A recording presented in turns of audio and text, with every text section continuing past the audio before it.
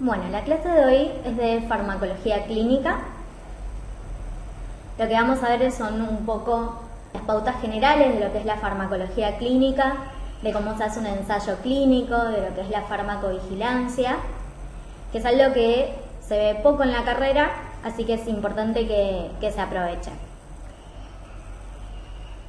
Entonces vamos a hablar de definiciones, de lo que es la farmacología clínica, cómo se desarrolla un producto farmacéutico, cómo se hacen ensayos clínicos y, como les decía antes, la farmacovigilancia, ¿sí? ¿Qué es la farmacología? Esto un poco ya lo estuvieron viendo en las clases previas. ¿Sí? Es la ciencia que estudia la forma por la cual las funciones de los organismos vivientes son afectadas por drogas o por compuestos químicos. Y uno siempre habla de droga, fármaco, principio activo, medicamento, como si fuera lo mismo, y en realidad son cosas distintas. Podemos tomar droga y principio activo o fármaco como sinónimo, si es toda sustancia química o mezcla de sustancias relacionadas de origen natural, biogenético, sintético, semisintético, ¿sí? Que tiene un efecto farmacológico específico y se emplea en medicina humana ya sea para tratar, para prevenir o para diagnosticar enfermedades. Y esto no es lo mismo que un medicamento, porque dijimos que una droga, con droga nos referimos al principio activo, aquel que tiene un efecto farmacológico específico, que va a bloquear ciertos receptores y no otros, que tiene un mecanismo de acción específico. Medicamento ya es la preparación o el producto farmacéutico empleado para la prevención, diagnóstico o tratamiento de una enfermedad o de un estado patológico o para modificar sistemas fisiológicos en beneficio de la persona. Esto es, el principio activo más un excipiente nos da una preparación o un producto farmacéutico que se puede administrar por distintas vías, ya sea por vía intravenosa o por vía oral, y entonces los excipientes van a ser distintos para que tenga distinta absorción o distintas características farmacocinéticas de acuerdo a la vía a la que se administra. Es decir, que el medicamento ya es el preparado del principio activo más un excipiente o más puede ser una cápsula que la recubra de protección gástrica, etc. ¿Sí? Entonces podemos tener dos medicamentos, bueno, hasta ahí. Bien, ¿qué es la farmacología clínica? La farmacología clínica es la rama de la farmacología que va a utilizar al ser humano como sujeto experimental, y esto parece así demasiado taxativo y ahora vamos a desarrollarlo un poco más, ¿sí? El instrumento fundamental entonces de la farmacología clínica va a ser el ensayo clínico. Ahora vamos a explicar un poco más de qué se trata el ensayo clínico, cómo se construye un ensayo clínico, pero hay que diferenciar lo que es la farmacología preclínica, en donde se trabaja con animales, ¿sí? De experimentación, o in vitro con un cultivo celular, por ejemplo, de lo que es la farmacología clínica, en donde es el ser humano el sujeto de experimentación, es decir, los humanos van a participar en ensayos clínicos experimentales, ¿sí? Y entonces esto que nos parecía tan fuerte de que el humano era un sujeto experimental fue atravesando distintas etapas en la historia, y por lo tanto la investigación clínica fue modificándose a lo largo del tiempo y en base a errores que se han cometido en la realización de estos ensayos clínicos. ¿Qué quiero decir con esto? Hubo un hito que marcó la historia de alguna manera de la investigación clínica, que fue lo que ocurrió en la Alemania nazi o en la Segunda Guerra Mundial, en donde las personas que estaban en los campos de concentración se utilizaban para realizar sin ningún tipo de consentimiento experimentos, ¿sí? Como por ejemplo eutanasias involuntarias, ¿sí? Esterilizaciones forzadas, evaluación del estrés sobre el ciclo menstrual, ¿sí? Se las sometía a mujeres al estrés de su propia ejecución y luego de ello la remoción y el estudio de órganos pélvicos, es decir, se realizaban experimentos fundamentalmente basándose en el abuso de poder y sin ningún tipo de consentimiento de estas personas. Con lo cual esto marcó que en 1947, cuando se hace el juicio de Nuremberg, ¿sí? Se juzgan a los médicos que habían desarrollado estos experimentos en humanos. Se juzga a 23 de estos médicos, 16 resultan culpables, 7 de ellos sentenciados a muerte, y este juicio da lugar a que se desarrolle lo que se denominó el Código de Nuremberg. ¿Sí? El Código de Nuremberg, entonces, en 1947, marca de alguna manera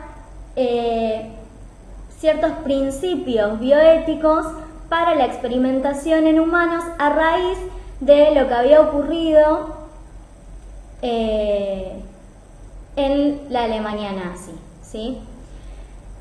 En 1964, la OMS adopta una versión de este Código de Nuremberg que se denomina Declaración de Helsinki, ¿sí? De la Asociación Médica Mundial, y esta Declaración de Helsinki va a ir teniendo sucesivas modificaciones en distintas juntas que se hacen para modificar justamente esta declaración.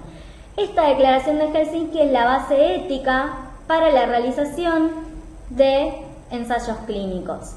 Y entonces lo que plantea la Declaración de Helsinki, basándose de alguna manera también en el Código de Nuremberg, es que los derechos de los individuos que participan en experimentaciones deben primar sobre los derechos de la sociedad, de futuros pacientes o de la ciencia.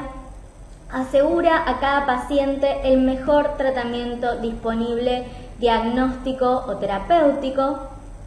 El paciente debe conocer los peligros a los que se verá expuesto y siempre, y esto es clave de la Declaración de Helsinki, introduce el concepto del consentimiento del paciente, de la necesidad de que ese paciente que conoce los riesgos de lo que se va a ver expuesto y que es protegido en sus derechos, debe dar consentimiento en los experimentos a los que se va a someter, ¿sí? Los alcances de esta declaración no se limitan a los estudios sobre pacientes, sino que además tiene un apartado para los estudios en individuos sanos, porque ahora vamos a ver que las distintas fases de la investigación clínica no solamente realizan experimentaciones o ensayos sobre pacientes, es decir, que tienen una patología, sino que también hay fases en donde se trabaja con individuos sanos. Ahora después lo vamos a desarrollar un poco más. Vuelvo un poquito para atrás, un poco en la historia.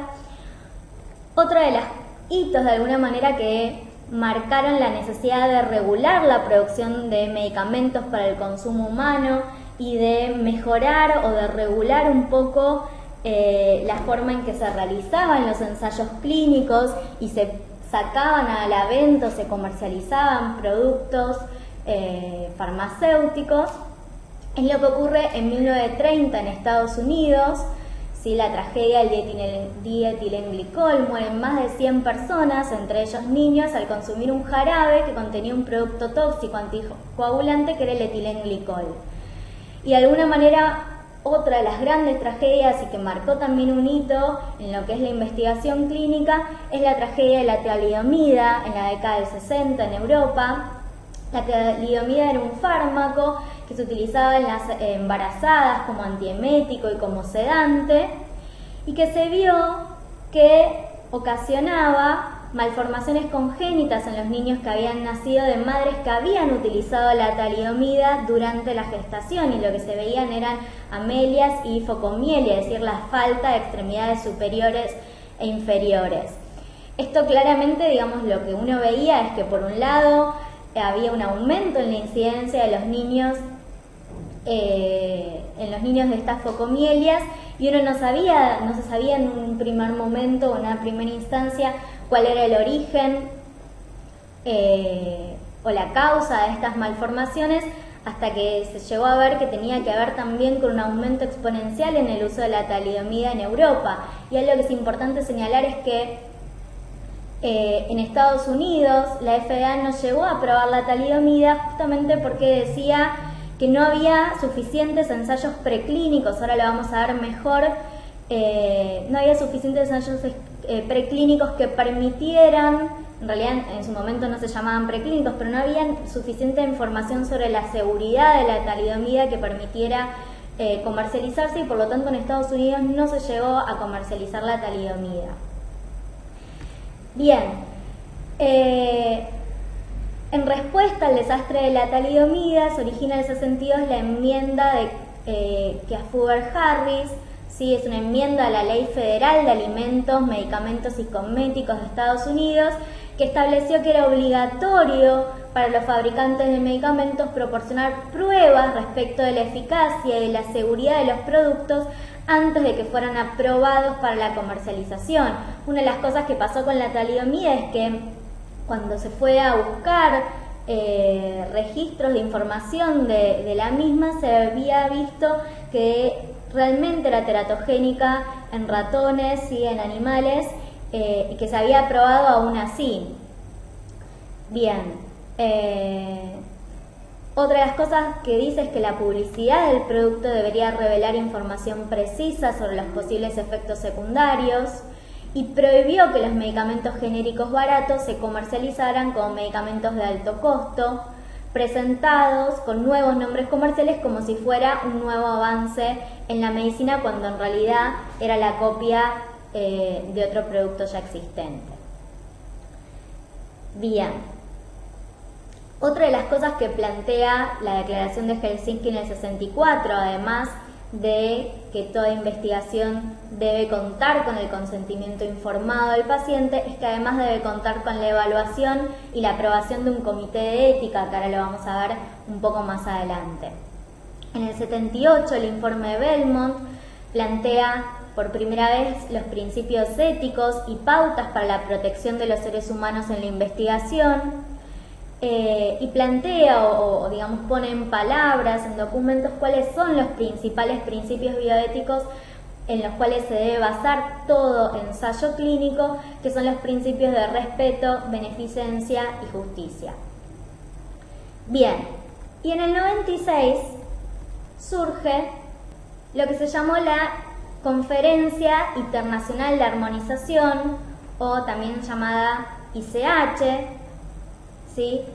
Que estuvo conformada por Japón, los países de la Europa, en realidad la EMEA, que es la Federación Representante de Europa, y la FDA, que es la Agencia de Estados Unidos. Y básicamente lo que plantea la ICH es la necesidad de poder armonizar las reglas o las normas que llevan a la conducción de los ensayos clínicos en distintos países, y nace de alguna manera ante la necesidad de evitar repeticiones de estudios y garantizar que los países intervinientes aceptaran los datos provenientes de ensayos clínicos realizados en otras regiones, es decir, que si todos los países realizan sus ensayos clínicos bajo los mismos principios, bajo los mismos reglamentos o bajo las mismas normativas, entonces esos ensayos clínicos pueden ser válidos para los distintos países, ¿sí? Y los medicamentos pueden ser aceptados por las agencias de distintos países sin la necesidad de que se vuelvan a repetir los ensayos clínicos en cada uno de los países. Es decir, que si un producto farmacéutico ha sido aceptado por la FDA, este mismo puede ser aceptado también por la EMEA, ¿sí? O puede ser aceptado por la ANMAT, por ejemplo, ¿sí? Entonces el objetivo es el de permitir, mediante la armonización, optimizar el proceso de desarrollo y registro de nuevos fármacos en las 3 regiones, posibilitando que este proceso sea más eficiente, más económico, reduce o evita la necesidad de duplicar las pruebas llevadas a cabo durante la investigación y desarrollo de nuevos fármacos, Recomienda maneras de lograr una mayor armonización en la interpretación y aplicación de las directrices técnicas y requisitos para obtener registros, ¿sí? Entonces, esta armonización debe conducir a economizar recursos humanos, animales y materiales, fomentar la eliminación de demoras innecesarias en la disponibilidad de nuevos medicamentos, mantener garantías de calidad, de seguridad y de eficacia, crear restricciones para proteger la salud pública, y a lo que es fundamental que surge de este ICH es el desarrollo de las buenas prácticas clínicas o Good Clinical Practice o GCP, como se conoce habitualmente, que ahora lo vamos a ver un poco más adelante. Entonces, de este ICH surgen guías, ¿sí?, para lograr un estándar de calidad y seguridad en la industria farmacéutica, guías que se dividen en guías de calidad o buenas prácticas de manufactura, las guías respecto de cómo se deben conducir los ensayos clínicos, cómo se debe diseñar un ensayo clínico y cómo se debe conducir el mismo, siempre en esto basado en lo que son las GCP o Good Clinical Practice. Y vamos a hablar un poquito de esto, ¿sí? Hoy en día, entonces, la ICH está constituida por las agencias regulatorias, ¿sí?, la EMEA, la FDA, la MHWJ, y hay más de 3 observadores que son la OMS, ¿sí?, Canadá y la FTA, y recientemente se ha incorporado como observadora Australia. Entonces, ¿qué son estas buenas prácticas de investigación clínica? Son un conjunto de requisitos de calidad internacionalmente reconocidos, científicos y éticos que deben observarse para el diseño, realización y registro y comunicación de los ensayos clínicos que van a involucrar entonces la participación de seres humanos. Y el cumplimiento de esta buena práctica garantiza, y esta es la clave, ¿sí?, los derechos, la seguridad y el bienestar de los sujetos que participan del ensayo, y garantizan que los resultados de los mismos sean creíbles, ¿sí? Bien, entonces yo les venía hablando siempre de las agencias regulatorias, ¿sí?, son las que van, entre otras cosas, a evaluar los protocolos, ¿sí?, de realización de ensayos clínicos, es decir, cómo se van a diseñar y a conducir los ensayos clínicos.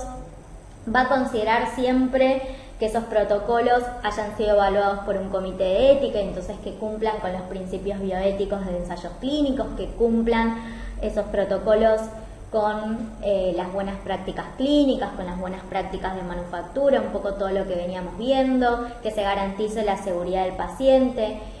Va a evaluar entonces todo lo que hace a la post-comercialización de un medicamento, a lo que es la farmacovigilancia, que lo vamos a ver, es decir, que es el encargado, de alguna manera, o el responsable de la calidad y la seguridad de la población frente a alimentos y a medicamentos. Entonces es la FDA, Food and Drug Administration en Estados Unidos, la EMEA en Europa, en Japón es la MHLW y acá en la Argentina es la ANMAT. ¿Sí?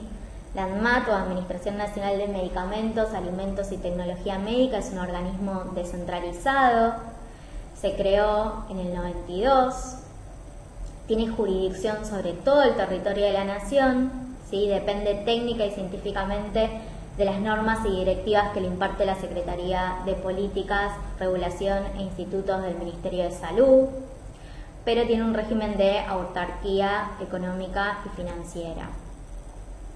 ¿Cuál es la función? Un poco como ya dijimos, la función es de realizar todas las acciones conducentes a lo que es el registro de medicamentos, ¿sí? Cómo se va a registrar un medicamento. Esto es, desde el momento en que se origina una nueva molécula, se hacen los distintos protocolos de investigación, las distintas fases de los ensayos clínicos hasta que finalmente se puede aprobar ese medicamento y registrarlo.